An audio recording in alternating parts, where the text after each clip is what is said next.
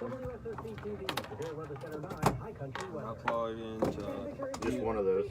I do have your opener, so I'll play that. Great. 40 degrees throughout the region, only gaining a few degrees because of the cloud that's pretty cover. cool. That cloud cover Got is it. ahead of a system that will bring us some pretty heavy Oh, yeah. downpours throughout the day Cool, tomorrow. huh? But we will see those temperatures climbing just a little bit, so not concerned about wintry weather. From Severe Weather Center 9, Here comes the opener.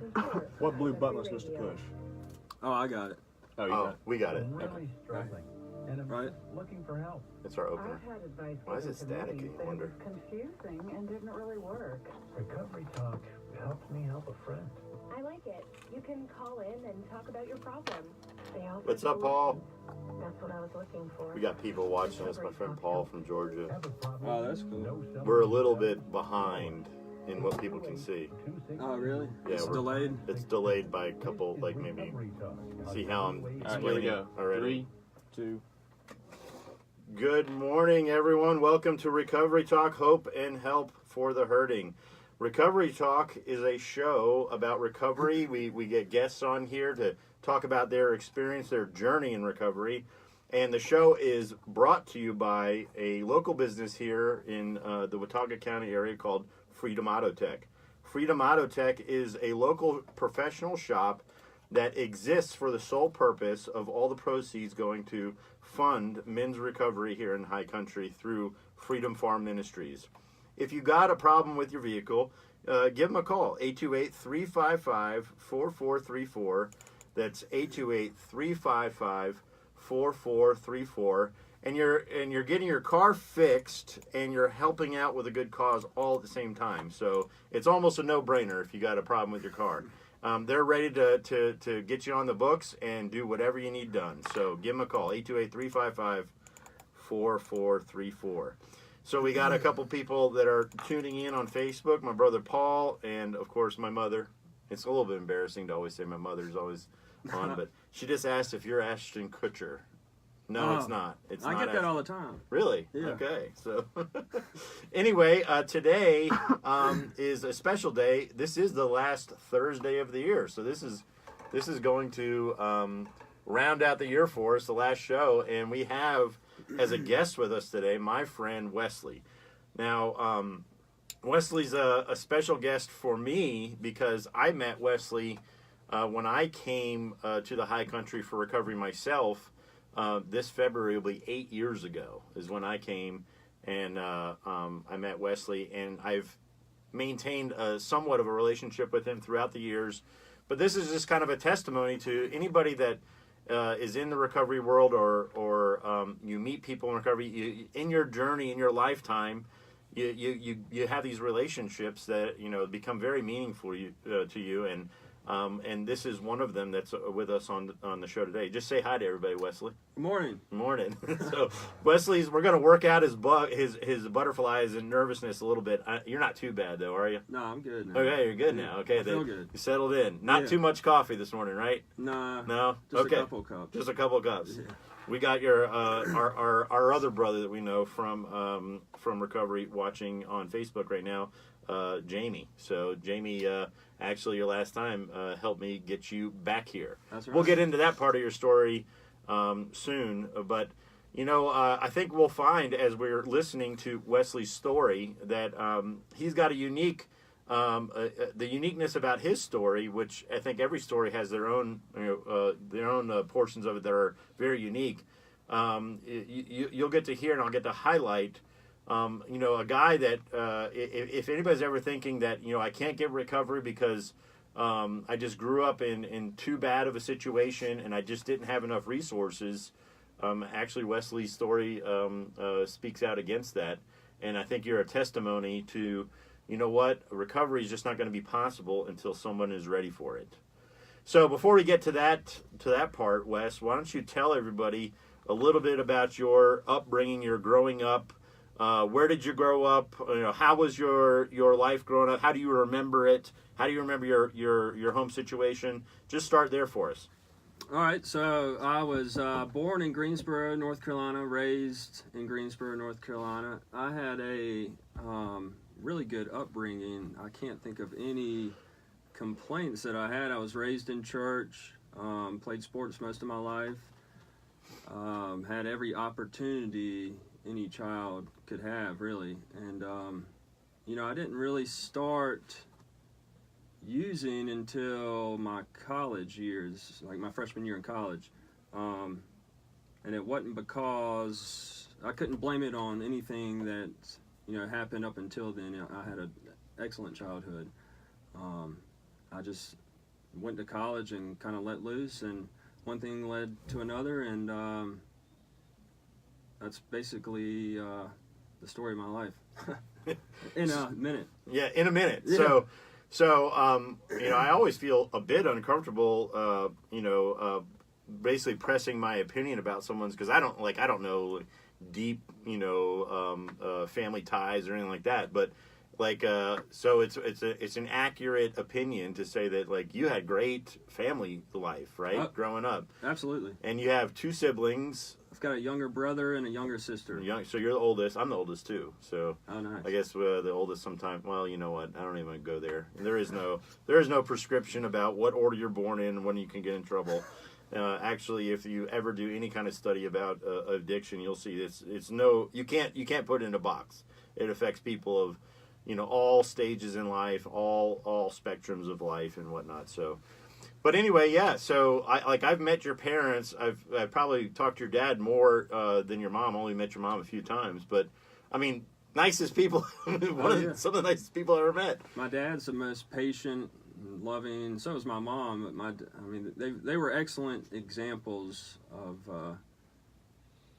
people in my life. And, so you made it through high school without really, just regular normal growing up. Probably have, regular stories of getting in trouble here and there, but nothing, like you weren't arrested or anything like that. No, I wasn't arrested. I did tend to get in a lot of trouble at home, and I probably should have been arrested a few times for silly things such as vandalism and just acting like an idiot, really. Yeah. But my parents bailed me out of all those situations. Would you say that? You had a lot of friends? You had a crew of friends, or you a pretty popular guy? I'd say so. I hung out with a lot of the. I played soccer all through or till my junior year in high school, so I hung out with all the soccer players. Okay.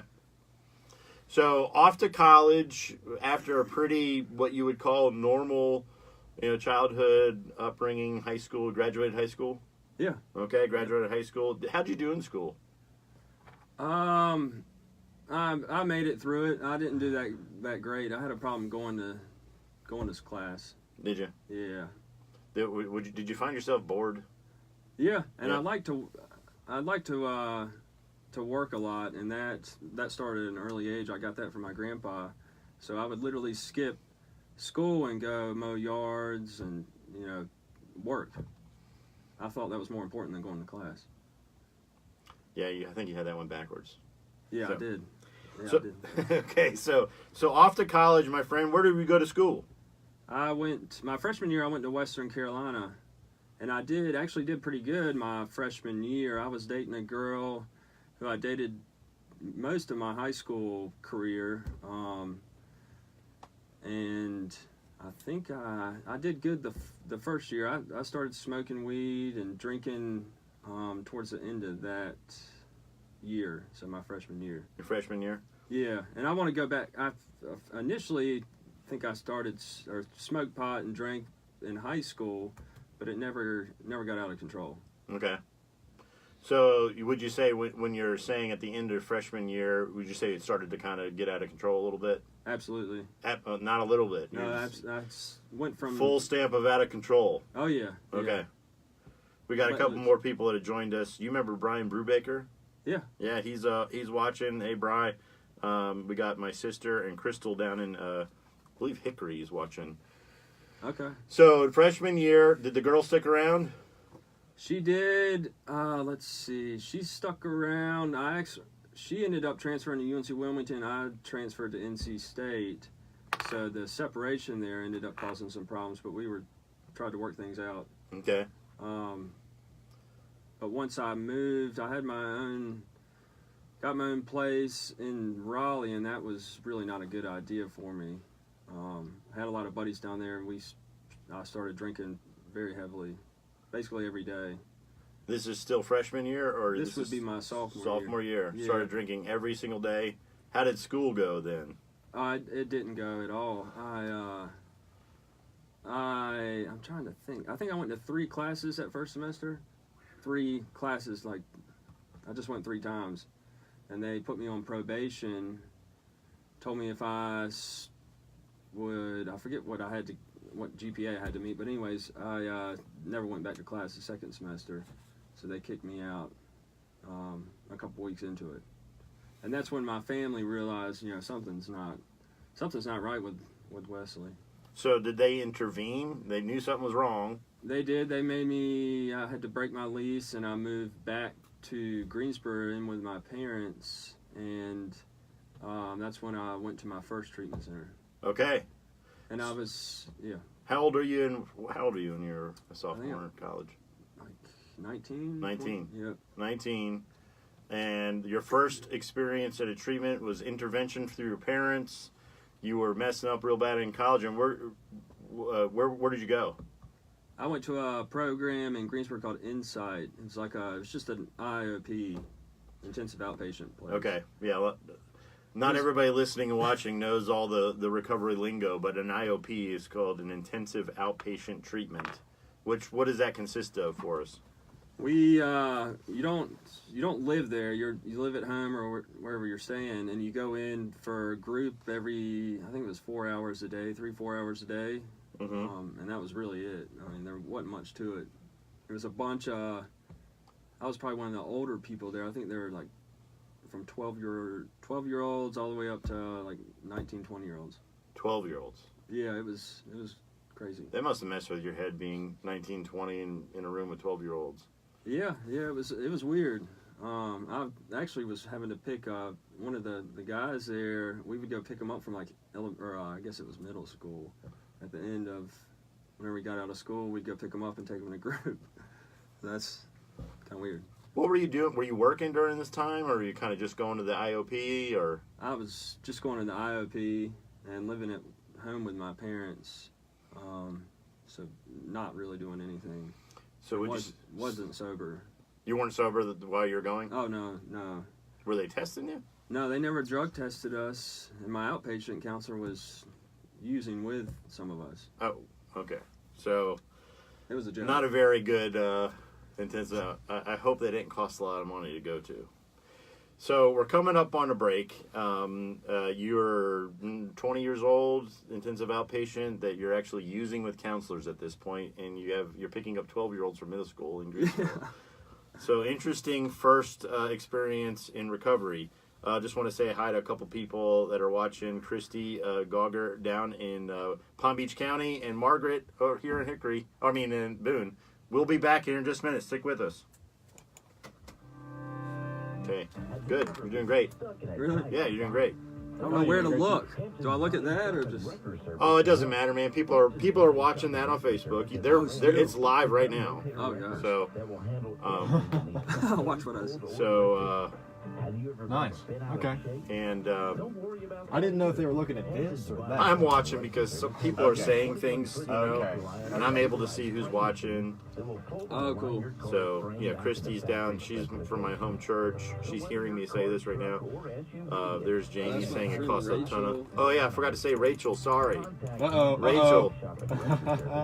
She's a good friend, sober friend. Yeah, she says, love you, kid. Do you guys go to the 11 o'clock hour?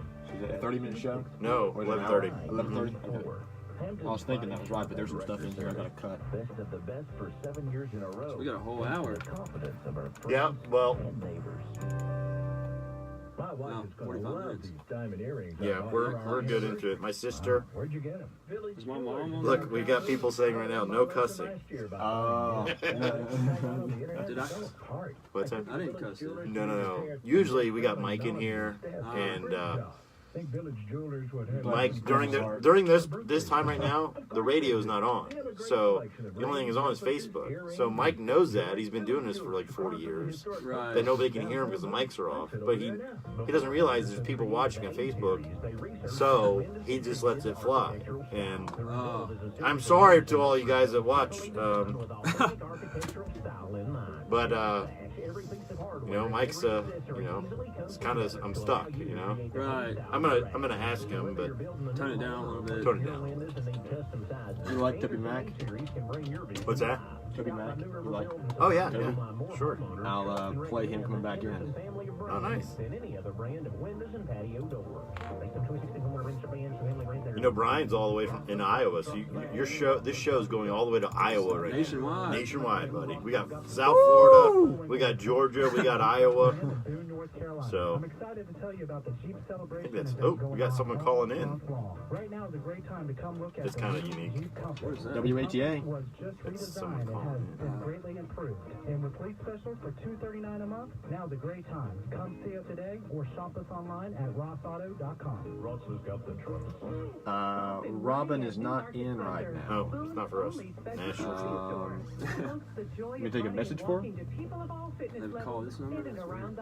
People can call. Try back this They afternoon can, about 2 they can o'clock. call I'd say. in. Should Yeah. be Oh, fine. well. And That call- just lets you know Yeah, it'd be someone's fine. calling. That's what that strobe is. Bye-bye. Can't miss that thing. No. Startled me. Yeah. Yes, Brian, the national tour. Look at that. Noel's watching from Reno. Are you in Reno, Noel? So we got Nevada now too. We've just added Nevada. Pretty I exciting, wonder if my huh? mom's. I don't see her on here yet, but she can watch later. Yeah. She probably doesn't know how to use the Facebook Live. Maybe not. Actually, I don't even think she's on Facebook either. She's just using her account from like all these different places in the country. It's been Here hacked. comes this. So do you hear static in your earphones? Yeah. So I wonder what that is. Some days it'll lift you up, some days it'll call you bluff. Man, most of my days I've got enough. 5, 4, 3, 2.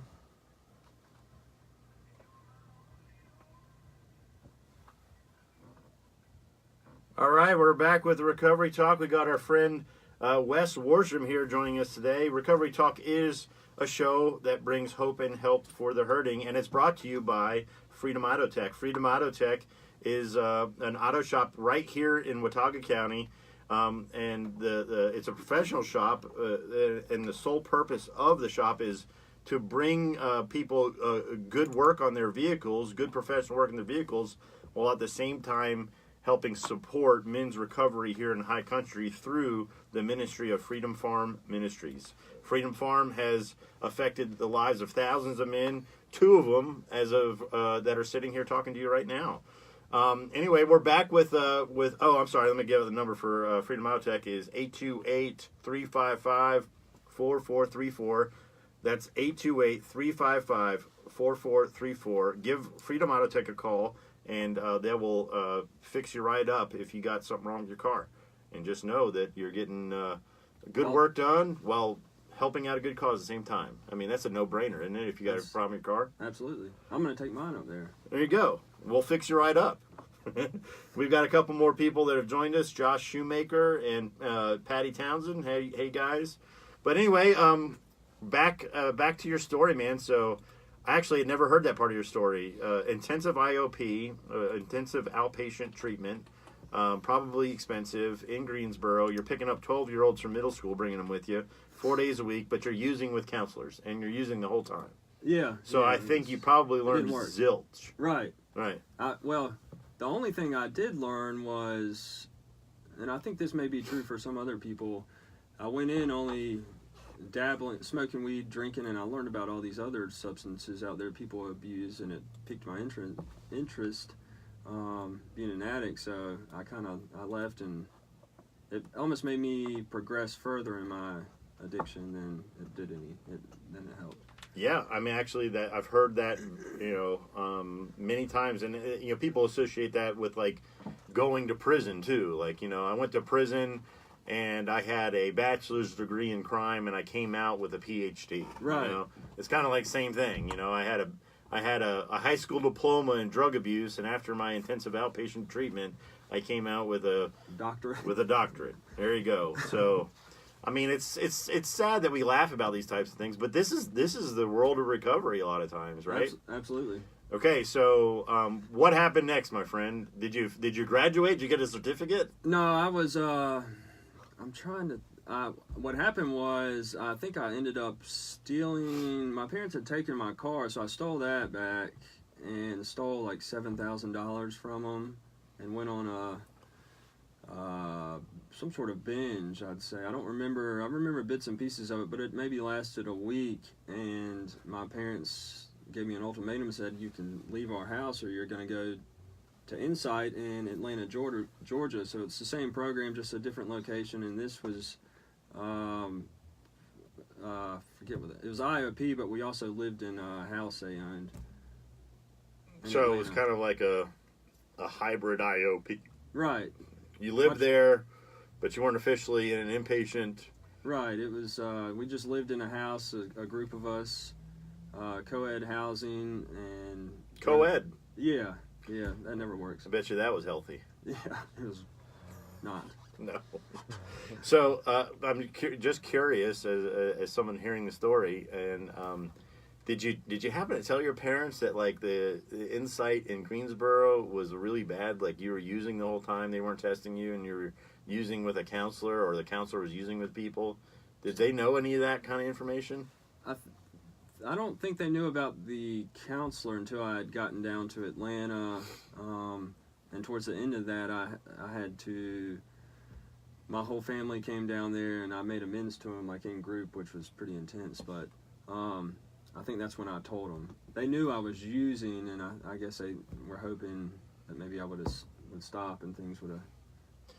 I know that a lot of times parents are just hoping for the best, man. They're just hoping something's going to work. Right. They don't know what else to do. Sharon Anna has joined us on Facebook watching. Hey, ladies. So how old are you? You're down in Georgia at another Insight program.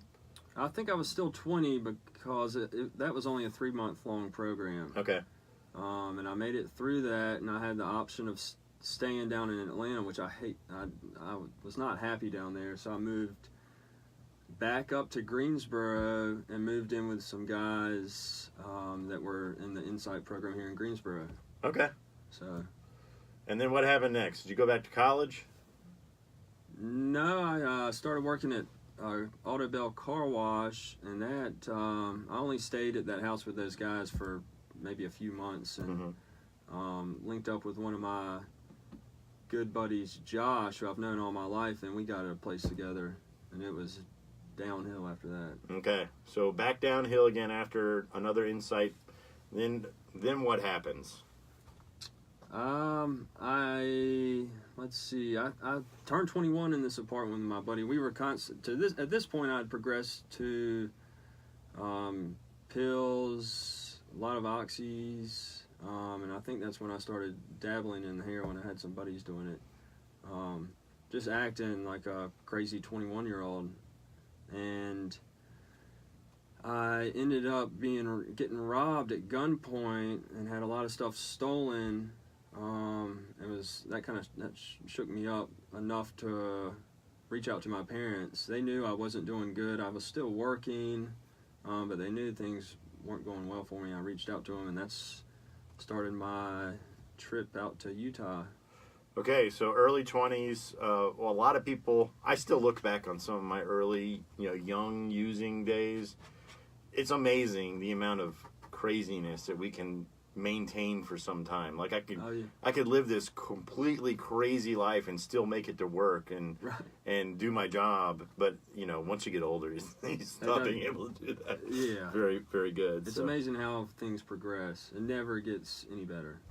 I got a question here. How were you paying for a lot of your drugs and whatnot back then?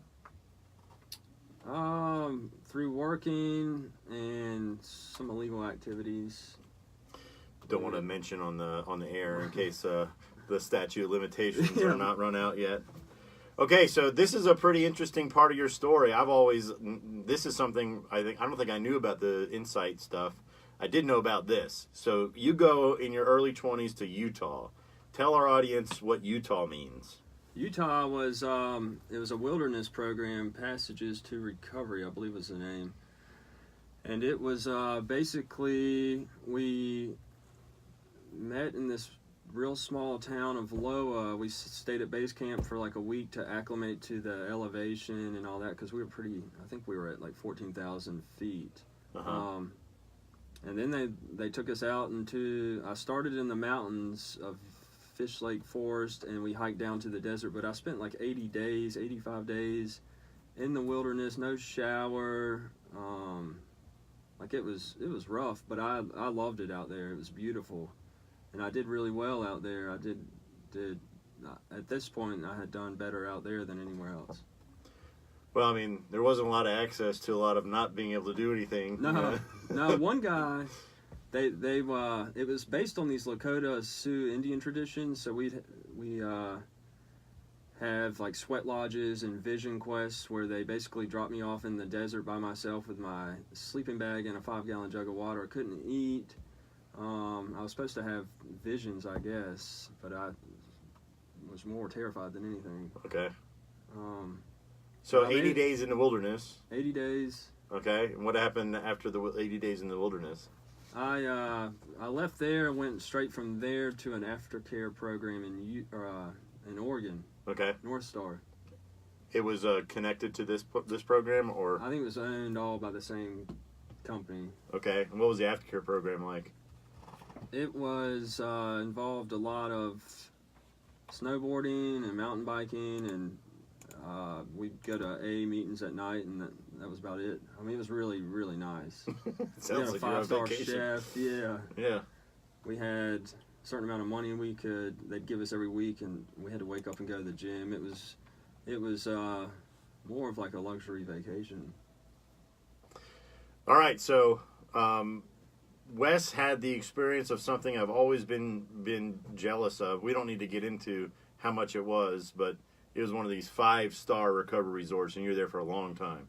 Look, we're going to pick up the story when we come back. Stay with us. We'll be back in just a minute. The High Country's information station, AM 14. All right, good 30 minutes. How about that? That was good. Yeah. To go back to I go back to wilderness after North Star. Yeah. That's a funny story. Okay. So we've got 2 big segments left. We got like a 10 or so minutes, and then another break, and then another like 12 minutes to finish up. Oh, So wow. we got like 22 minutes left. Okay. So That one got quick. I'm telling you, it goes by Yeah, quick. it flies by. It really does. That's crazy. That was 15 minutes, basically. All right, so I'm gonna play Lauren Daigle when we come back. What we'll do is when I give you the cue, just go. Okay. I'm gonna pot down the music while I hear you over the music. I didn't. Yeah. Now I understand. Yeah, that, and then I'll fade it out. Okay. It'll sound pretty smooth. This is a high-tech, Yeah. high-tech show today, man. I'm gonna try and find a better spot in the song. Man, if you could like develop this a little bit, that'd be great. You know, to do this during the regular show. Sounds good. Yeah, I started there. It's enforcing existing law and is actually keeping cities safer. According to a spokesperson, the sheriff did receive that letter. A black man who says he was racially Rachel says you're doing great. You are. You're doing great. Thank you. Thank you, Rachel. Phone call in the lobby. I feel good now. Thank you. Yeah, look over there. I keep looking at the iPad. I feel Josh says you're killing it. Josh. Shoemaker. Oh. Instagram that he confirms that he was a guest, but the guard called police. Because what? And I'm saying here? Our old friend Josh Marion, he's got some new smoker, man. He's posting pictures of smoking stuff Oh, on really? Facebook all the time. Yeah. He still comes up here to see Williams. Does he? Yeah. I didn't know that. 17% of shoppers hitting the stores this week for exchanges and Josh, he loves to eat. You're listening to NCN. I'm very proud to call you my friend, brother. That's Jamie. Hi, I'm Brett I'll be Michaels, right Thanks, back. Jamie. Association. Diabetes is a constant battle. Testing, treating, fighting to live a normal life. I know. I've had diabetes Yeah, morning. Craig's gonna come on next week. But diabetes kills more Americans each Does it tell you how many people are listening? Like, 9 people watching right now. okay. And then you post a video, and Then it gets passed around. oh yeah. Usually. Share your passion and your But see, the thing is if someone just clicks on it one time and then clicks right back off, it counts as a view. Oh, okay. So, I mean, you never really have a accurate number. I mean, hundreds of people will click on it. Right. Sometimes thousands of people will click on it. Wow. Join the movement at stopdiabetes.com. Help us fight a deadly disease. It'd be cool to keep, getting more people to pass it around and share it and everything like that. So. Stop diabetes. Yeah, absolutely. Yeah. Because It's funny. I'm getting more and more people like that live here that are like, meeting in town. They're like, hey, listen to your show. And what station is this playing on in Boone? 96.5 FM and is it 1140 or 1450. 1450? 1450 Prosecutors say Stone and other sweet. ex-county staffers took bribes from a contractor based in Georgia. The current record for precipitation Call for measured any at the snow Raleigh anytime International soon? Airport was set at There's a lot of rain, I believe. Yeah. Really? 14 inches. Through Christmas Day, High cost 30 treatment had center. already seen I've never been to one. 52 inches in I've always been 2018. jealous. High water in the falls and Jordan Lake areas of the Triangle means Oh, yeah, it reduced was, access to recreational areas. I'm not 100% sure how much it was. Like 300 grand, maybe. Army Corps of Engineers, Natural Resources Specialist. So do you guys Johnson typically wrap up at like WRL-TV. 11:28 or so? Or is it right at 11:30? Usually it's like right at 11:30. Okay. It stops, but Central North Carolina has seen 41 inches of rain after 2 hurricanes, November and December. I didn't miss anything Paul heavy says. spikes of rainfall. yeah. Police investigating after a man was found Mom with is a still gunshot here. wound in a Gastonia mall. Does your mom parking lot watch as every, shoppers were coming back every from week? holiday She returns. does. She tries to. Police say That's cool. the shooting was reported Wednesday She can. afternoon at a parking lot at the One of the East Ridge biggest Mall. fans of Freedom The Farm. football team Absolutely, making yeah. its 6th appearance in 7 years in a bowl game. No, my The parents Rebels are take on thankful. the Temple Owls And if you in think the about it, I mean, Independence Bowl in Shreveport, Louisiana this afternoon. Freedom Farm is what I had to come to. I mean, she had to deal with me. Right. Put on a big show on Wednesday I'm night. I'm like removed from it so much. People forget that I was a guest at Freedom Farm just like everybody else. Yeah. My mom sat in the hospital rooms, Oh, yeah. Paul's a weekly fan. Paul and I, the guy right here, we were high school friends. Oh, really? Yeah, we So y'all go way way back. back. Oh, that's Yeah. cool. So they can hear you pretty good off the Facebook feed. Yeah, they can hear us. I keep forgetting about that. Well, good deal. Proud of you too, brother. Only gaining a few degrees All right, 15 seconds after this, Lauren Daigle will go, and I'll give you the cue. Okay. Throughout the day tomorrow, but we will see those temperatures climbing just a little bit, so not concerned about wintry weather. From Severe Weather Center 9, I'm meteorologist Jacqueline Shearer for High Country Radio.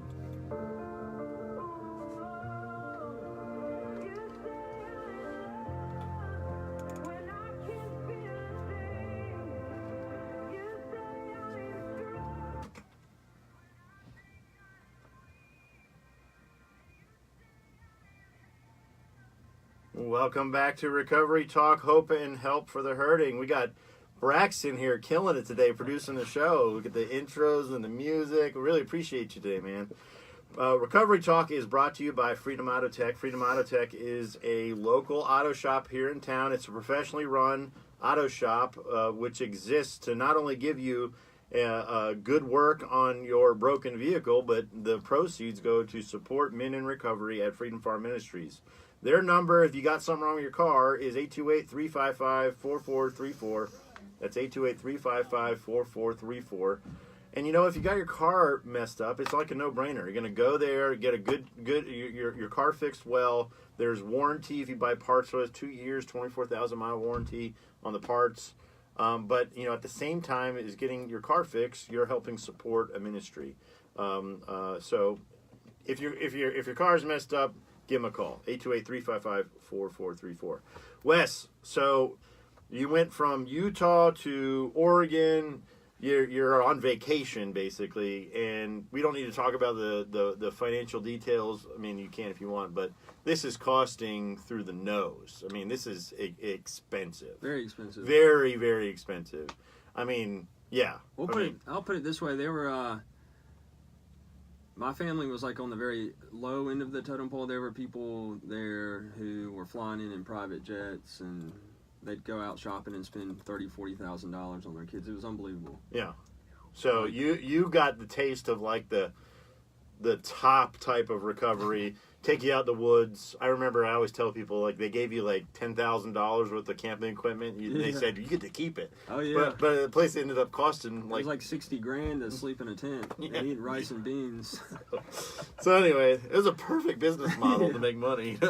We'll give them this camping gear, then tell them how much it costs, and they'll think they're getting a good deal. So anyway, but you're on vacation, so you're learning really probably lots of bad life skills, because life is not about camping in the wilderness and riding snowboards and going to an AA meeting at night. So Right. you're probably not learning very much. You end up, you said it's a funny story, after the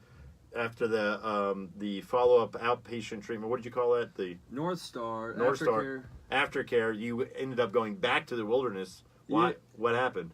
Yeah, North Star was supposed to be a 12-month long program. I think I was there maybe 9 or 10 months, and I ended up relapsing, smoking weed. I figured if it was legal, I might as well out there. And they didn't like that much, so they told me I could leave or go to wilderness for 21 days, complete that, and then come back and finish my year. And that's what I did. But at this point, I had already used, and in my mindset, I was trying to appease my parents. But I went on back out there to the wilderness program, and I think I was miserable. I was angry. I did not want to be there. And I think it was on my 19th day. We had these pack llamas who carried our group gear, and this llama spit on me while we were hiking, and I turned around and I hit it right in the face. It didn't even faze them, but at that point they took me. I was gone. You're abusing the llamas. Yeah, so all the PETA people, they're probably not too happy about that, but it was it was sad. I could have stayed 2 more days and completed it, but that ended up getting me kicked out of the aftercare program and the wilderness program. I'm getting questions about, was this an insurance? I do not think, we don't have to answer that, but I'm pretty sure it was not an insurance accepting place. Maybe they accepted some insurance. Yeah, I don't think any of the places we ever used my insurance, my parents didn't want it to be used. Okay. Yeah. So, hey, Ashlyn. Ashlyn's joined us, too, on the show. So, how old are you now? You get kicked out of this kicked out of both of them. 5-star. At the same time, my parents told them they actually dropped me off at the homeless shelter in Salt Lake City. That's what my parents told them to do. Good for them. Well, I don't know if I agree with that, but I took a Greyhound back to Oregon. I had money saved up while I was at North Star. We were selling fake Michael Jordan shoes and stuff on eBay, so I had a fair amount of money saved up. And went back to Oregon and moved in with a buddy of mine out there. Okay. How long did you stay out there? How long did that last? Ooh, I was out there I'd say a couple more years after that using. That's when I got into shooting heroin daily. It was bad. Okay. So how old are you when it finally kind of hit the fan out in Oregon after all this? I'd say you made it the next change in your life. Probably 23, 24, and I got out of Oregon. I took a job with a mutual friend. He owned this magazine sales company, the door-to-door sales, and that's what I went and did. Okay. That's a scam. Yeah. I didn't know it at the time, but I needed to get out of Oregon, and that was my best option at that point. My parents were not talking. I don't think I'd talked to them probably in a year, maybe. So what happened next? What changed? I realized that this magazine thing wasn't a career for me, so I came back to, at this point I moved back to Greensboro. Okay. And still was using heroin on a daily basis, living with this high school friend of mine. She offered to let me stay with her. Were you about 25 at this point? 24, 25, I get the runs together. Just generally, yeah. Yeah. And what happened was that maybe lasted like a month, and me and my buddy ended up robbing her and taking a bunch of stuff. So I had like 8 felonies warrants out for my arrest. So I had to take care of that. Turn myself in. I think I moved into an Oxford house, maybe went to detox, and moved down to Wilmington to Hope House, and just was bouncing back and forth for maybe a year. It was rough. To recovery places, Oxford houses, halfway houses. Never staying sober more than maybe 30 days. Okay. Then ended up getting arrested with a stolen car, and at that point, my parents were like, we gotta do something. Like, I think I was facing 10 or 11 years with all the felonies I had stacked up against me, and that brings me to Freedom Farms for the first time. Well, how old were you when you came to Freedom Farm for the first time? I think I was 25. 25? Yeah. Okay. You're how old again? 30? 32. 32. So maybe I was 24. Yeah. I don't know. It's tough to keep up with it. It's okay. You're not getting graded on your timeline. So my parents would probably disagree with the ages. They probably have it written down somewhere, but my mom does. Yeah. Yeah, she can tell me when I did this and when I did that. So Freedom Farm first time. How far did you make it through Freedom Farm the first time? I stayed out. I made it through restoration and moved into town, and I forget why they asked me to leave, because I think I moved into a house that was non-smoking after restoration. It was something Robbie had going, and I started smoking cigarettes again, so I left and moved back to Wilmington, I think. Okay. And got back into school in Wilmington and was doing, I did good. I was working at a detail shop, going to school, living at Hope House, which is like a sober community. Did well probably for 6 or 7 months, and then I ended up getting a large financial aid check and got my own place and moved into a horrible part of Wilmington. I mean, I had a cop stop me and say there was like $250,000 worth of dope sold on that road a day down there. I was the only white guy on the block. Like, it was, I moved into a bad situation. So not a very good decision. No, not at all.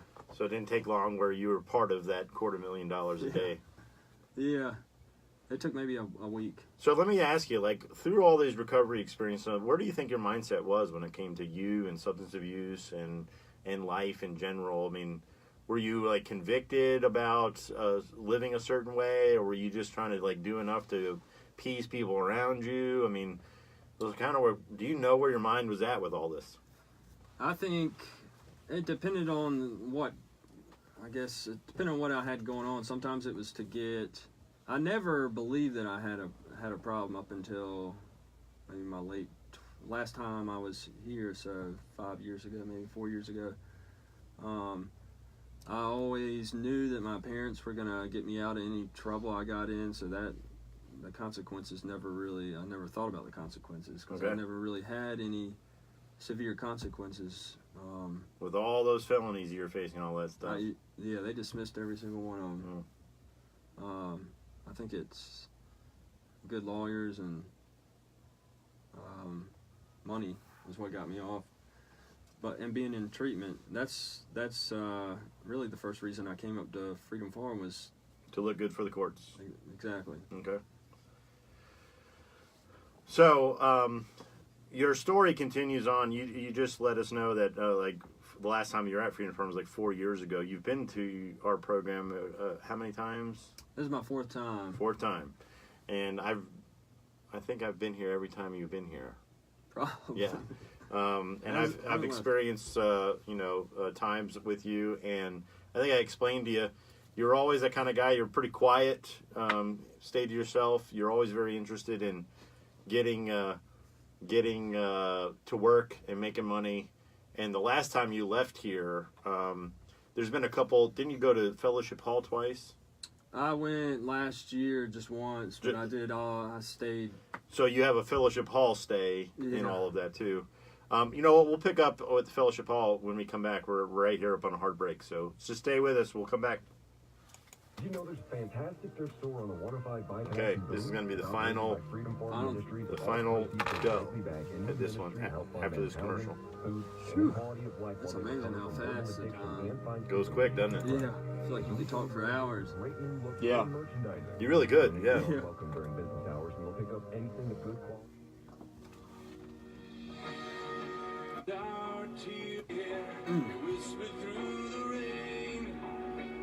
You ever have two people come on? I have. It works better with just one. Like Craig was wanting to come on today, and I was like, you know, man, if you could wait till next time, because I think he didn't have anything to do today. Yeah, no, I appreciated him asking, but it just works better when I can focus on one person. I see that now because you'd have to wrap everything up in 20 minutes. Yeah. Cody, how you doing, man? I don't know if I said hi to Cody a second ago.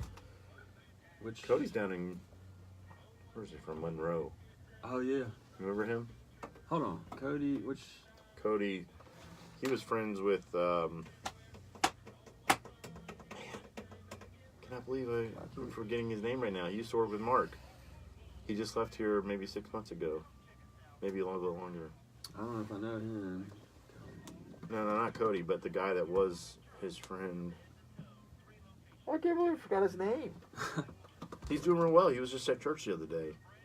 He's living in Greenville, South Carolina. Oh, man. This is terrible. I'm forgetting his name. You sound like me over there. What's that guy's name? I've known him all my life. I talked to him yesterday. I've texted him this morning. What's his name? Oh, it kills me. Yeah, I hate forgetting stuff like that. All right, about to come back in. About to come back in. Yes, sir. This is the final, Lucas says, thank you, Cody. Thank you, Cody. Lucas. I don't think I met Lucas.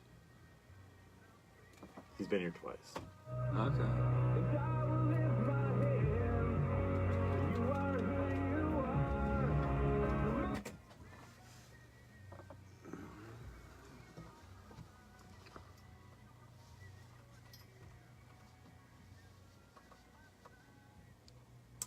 Welcome back to Recovery Talk, Hope and Help for the Hurting. And I just want to give another thank you to Braxton over here with all the producing he's doing today, with all the songs he's bringing in during or after the breaks. It's nice, it's refreshing.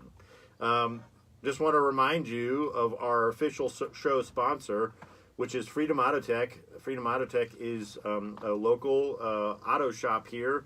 They exist to give you professional service on your car as it's needed, but at the same time, the profits go to support men in Christian recovery, which is done through the ministry of Freedom Farm Ministries. So if you got a problem with your car, it's kind of a no-brainer. You go get a good job, you get it fixed, and at the same time, you're helping support a men's recovery ministry through Freedom Farm. Their number is 828-355-4434.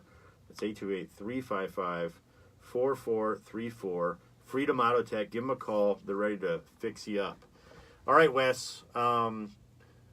You know what? If you've been listening the whole time, I think you are getting the point. I said at the beginning of the show, this guy has had all the opportunity for, recovery possible. I mean, you've spent most of your 20s in and out of recovery places, and not fly-by-night places. I mean, places where kids were being flown in by private jet. Right. Yes. And one of your last places was one of the premier places here in North Carolina called Fellowship Hall, right? Right. I remember when you went there, I spoke to your father when you were going in there, I guess. And I think you had something major happen to you. You want to tell everybody what happened to you? Yeah, I was over at a friend's house, very intoxicated. I think I've been eating Xanax and doing heroin, and picked up a loaded gun and shot myself right through my left hand. The bullet went through my hand, through his wall, I think into a mirror like in the next apartment building. But I was lucky the bullet didn't hit somebody else. Right. It went straight through my hand. And I was so high that I didn't even realize. I didn't even go to the hospital for like 4 hours. There was no pain. So let me say something, because of my belief system, which I believe you share. I don't think luck had anything to do with it, my friend. But anyway, No, that's true. But anyway, I remember getting a phone call from your dad, and he's like, Wesley's not doing well. He got shot in the hand, and I was like, what? You know, and he was trying to, I don't think he really knew what was going on, and then I was trying to, like, interpret the story, and I'm like, it's got to be way worse than he just accidentally shot himself, you know. It's got to be, like, drug deal gone bad or something, and I was like, I was telling your dad, I was like, man, you know, I hope he's not, you know, and I said, look, tell us what, and I was hoping you were going to come back here then, but you didn't. You went to Fellowship Hall, which, again, they're a premier recovery place here in North Carolina, Greensboro. I actually just went on a tour over there not too long ago. Very nice facility. They can hold like 99 people at a time. It's expensive. They do take insurance, though.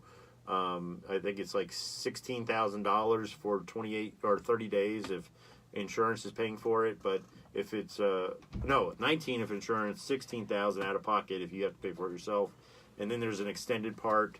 Another 60 days. 60 days. And that costs another $17,000, but that insurance does not cover that. And then they have a house you can live in for $20 a day after that.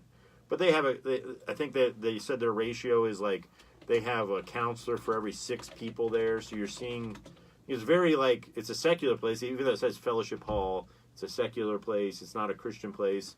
But, you know, as far as secular rehabs, they have it all, you know? Absolutely. They do. I think when I was in the extended program, it was literally like a counselor for every 2 people down there. So we got tons of counseling. Tons of counseling. Obviously, you got out of there. It didn't work. You went back to drugs. How fast did you go back to using? Within a month, I'd say. Within Maybe a month. quicker than that. I'd say no more than a month. And then how long did it take you before I was driving down to Greensboro to pick you up? That was something I don't do all the time, but No. again, this is like, we've known each other. And you were quick, too. Within like 3 hours. I was scared for you. Yeah, I was in a bad... I was scared for you. And, you know, your dad called, and I think you called. I don't know who called, but I was like, he's not far away. I got the time. I'm going to go get him so before he can change his mind. Yeah. It's like, get him in the car. So. Yeah, it was like, I think I called you at 9 and you were there by noon. Okay. Yeah. I had to pack fast. Yep. And you look terrible. Yeah, I think I weighed like 115 pounds. 115 pounds, and how much do you weigh today? 179. 179 pounds. Last night. Since last night. Yeah. So you've gained some weight back. You told me actually the other day it was the heaviest you've ever been. Yeah, for sure. So, you know, we got 5 minutes, Wes. So in 5 minutes, you've had this tremendous journey of money wasn't an object, support wasn't a problem as far as, you know, relational support. What's different, man? I think the biggest thing for me coming back here, I first accepted the fact that, you know, I can't successfully use drugs ever, and that made it much easier for me to surrender this time. I mean, they always say things get worse, progressively worse, and I never really believed that up until really this past year of using, and I saw how things were getting much worse. I saw people die from overdosing. I think that's what it took. I think that's what I had to go through to bring me to where I am today. Yeah, I've said it many times on the show, and you know, this is something AA gets very right. You know, is the surrender. You know, that's why they have that surrender trip. You're surrendering. You know, you're saying that finally you admit that, you know, I have a problem. You know, and it's amazing what it takes for some people. You know, I have people right now in my life that I love dearly that, you know, I don't think they're there. You know. And there's no rational reason why they shouldn't be there. Right. And I've experienced that too. There's no rational reason why I should have thought I could have successfully gotten away with it for any part of my life. But for some reason, it just, you know, it takes what it takes. Yeah. Hopefully, if people are out there that are in denial, it's not going to take too much, because that's the scary thing. That's the scary thing, that all the loved ones hang in the balance. Just like, I can see it. I want it for them. But so you finally have gotten there through convinced that you cannot use successfully. Right. It took 14 times in treatment, but 13 maybe. A lot of heartbreak, a lot of pain, but that's what it took for me. So, what's your future look like right now? I don't want you to project too far in the future, but because there is a lot to say. Another thing that's I think is very, very biblical, but is we stay in the day. Tomorrow's got enough worry for itself, and that's come straight out of the Bible. But this is something they tout all through secular 12-step recoveries, one day at a time. Right. So I want you to stay in today, but how are you dealing with life on a day-to-day basis, and what are your thoughts about the future? I hadn't thought too much about it. I know for me what's been working is staying in God's will since getting up here, and loving God, loving others, and just focusing on what God wants me to do and not what I want to do. If it were me, I'd like to have my own business again and get back out and make money, but I don't think that's what I need to be doing. I need to focus on building my relationship with Christ. That's one thing we didn't really get much into, but personally as friends, we talked about. I mean, for those of you guys who have been watching and listening, this guy is very talented, and he can go out and make money. I've seen him. I've seen you lose money too. I've seen you, but you're an entrepreneurial type guy. You got that type of mindset. You're willing to put in the hard work to go do it. But we realized that you were chasing something when you were doing that, and you realize you need to kind of give up on that. Right. There's some things that need to that need to be priority in your life beyond being financially and materially successful, right? And that's what I believe you've come to learn, and something we got to learn to stay in on a day-to-day basis. So, man, we are down to the final 30. So 30 seconds, that is. Surrender. Man, I really appreciate you coming on today. I think that a lot of people, got a lot of people really encouraged by your story. But you know what? Final show of the year. I think we rounded out 2018 with a great one. And we'll be back next Thursday with another show. Thanks again for Wes for coming, and Braxton. Great show. Thanks, man. Appreciate it. Good show, man. Give me that phone, will you?